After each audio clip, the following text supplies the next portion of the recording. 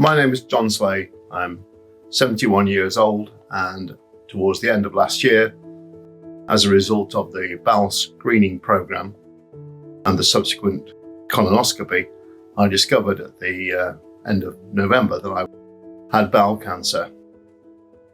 This came as a complete shock. I had no symptoms. I live a healthy lifestyle. I don't drink excessively. I eat a balanced diet, and I exercise, weather permitting, quite extensively as well. No history of it in my family at all either. So it was a bit of a bombshell when it actually occurred. The tumour was identified as being about 2 centimetres, and it was strangely, to me, it was actually tattooed in the process of the colonoscopy for later identification. That in itself was quite a surprising process. I later looked up on Google and found that various articles about tattooing of tumours. One was called "The Tattoo You'll Never Regret," which made me chuckle, and I think at that point I resolved to try to maintain my sense of humour through the whole process, however long it was going to take. Fortunately, my wife was able to join the discussion with the doctor after the colonoscopy and say that they'd taken biopsies and what the likely next stage would be. So all from the very outset, we were very well informed as to what was going to happen and at what pace it was going to happen.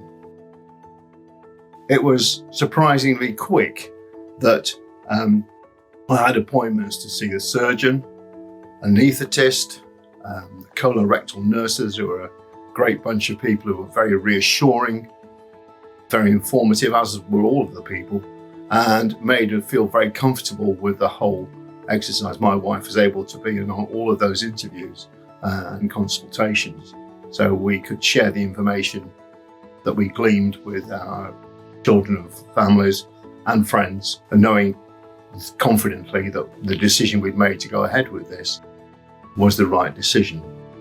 One thing I did find out later was that of all the people who receive bowel cancer screening tests, something like a third of them are never processed. So the people receiving them must bin them. I'm glad I didn't bin mine just because I had no symptoms. I would never have known. And had I been the one that identified me, it would have been another 2 years. The tumour would have had another 2 years to grow. So quite possibly by then, I would have had some kind of symptoms. One of the other things I did fairly early on, I live in a fairly small community where a lot of people know me. And when they greet you, they ask how you are. And I decided from the outset that I was going to tell them. That was part of my process of coming to terms with it. I think it was also, unwittingly, it made conversations after the operation, when I bumped into the same people, a lot easier. I didn't have to go back over old ground. They knew what my prognosis had been, and knew by then I'd probably had some kind of treatment.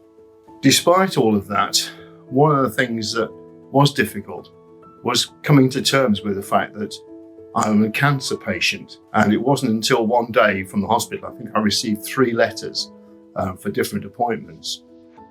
And they all said, "You as a cancer patient." And that was something that really made me realise it was happening to me, because I suppose a couple of months before, as far as I was concerned, having cancer was happening to other people. It didn't happen to me.